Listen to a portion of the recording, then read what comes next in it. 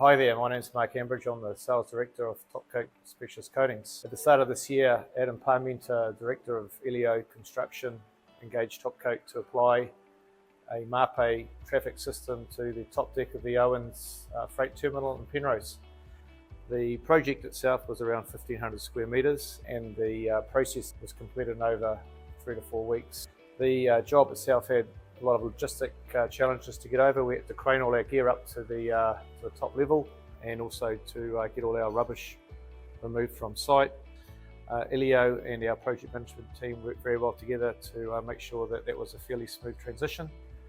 The project itself went extremely well, clients very happy, and another fantastic result for both Topcoat and Elio.